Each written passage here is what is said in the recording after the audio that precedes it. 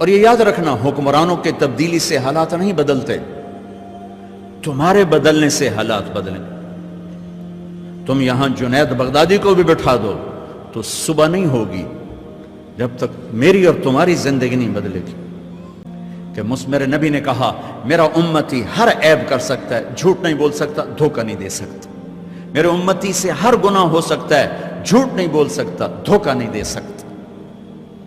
دیکھو میرے دفتر، میرے ملک کے بازار، میرے ملک کی منڈیاں، دھوکہ اور خیانت اور بددیانتی چند ٹکوں کے پیچھے، چند ٹکوں کے پیچھے۔ میرے بھائیو، میں جس قوم کے پاس کربلا کی تاریخ ہو وہ جھوٹ بولے، وہ خیانت کرے، وہ نماز چھوڑے، زیر خنجر بھی یہ پیغام سنایا ہم، سب کچھ ذبح کروا دیا لیکن سچائی کو نہیں چھوڑا۔ حالانکہ یزید کی بیعت کرنے میں استغفار کا راستہ موجود تھا، مدینے جا کے توبہ کر لیتے، اور جنت کی سرداری تو پہلے ہی مل گئی تھی۔ آپ گرمی میں بیٹھے ہو، میں گرمی میں بیٹھا ہوں کہ اللہ معاف کر دے، لیکن کیا پتہ اللہ معاف کرے نہ کرے۔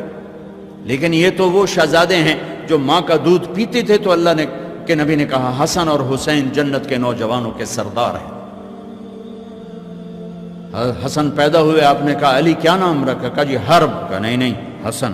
پھر حسین پیدا ہوئے، کیا نام رکھا؟ کہا جی حرب، لڑاکا۔ کہا نہیں حسین۔ پھر فرمایا اللہ نے یہ دو نام میرے بچوں کے لیے بچا کے رکھے تھے، آج تک کسی کو یہ نام نہیں ملے میرے بچوں کے لیے۔ اور یہ ذبح ہو رہے ہیں، ایک ایک کے سر کٹ کے نیزوں پر چڑھ رہے ہیں کہ سچ نہیں چھوڑنا، دھوکہ نہیں دینا، جان دینی ہے، سچ نہیں چھوڑنا۔ چلو وہ تو بڑے عالی مقام اہل البیت تھے، آپ کو یزید کے بیٹے کی نہ سنا؟ معاویہ بن یزید 22 برس کی عمر میں حکمران بن گیا، چونکہ اس کا باپ 41 سال کی عمر میں مر گیا۔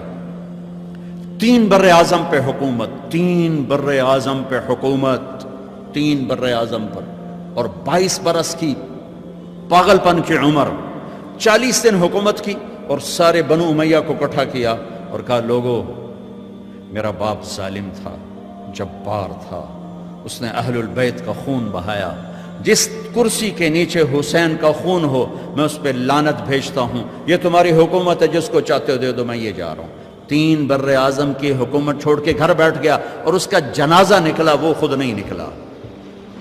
وہ میرا دفتر کا کلرک 100 روپے کے پیچھے ایمان بیچتا ہے،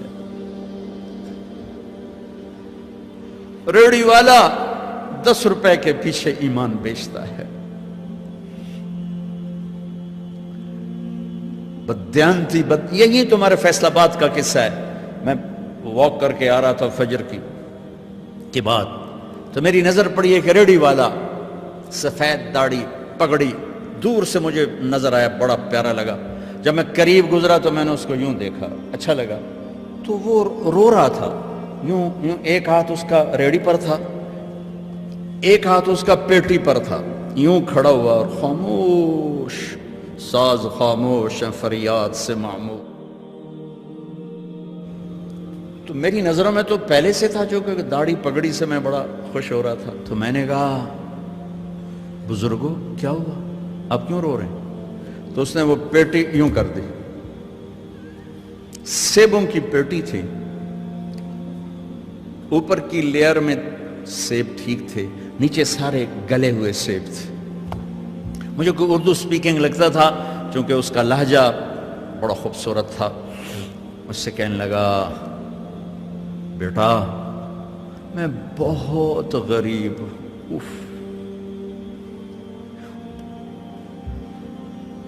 اس نے جو بہت کے اوپر جو زور دیا نا، مجھے لگا جیسے میں چھری سے میرا کلیجہ کاٹ دیا۔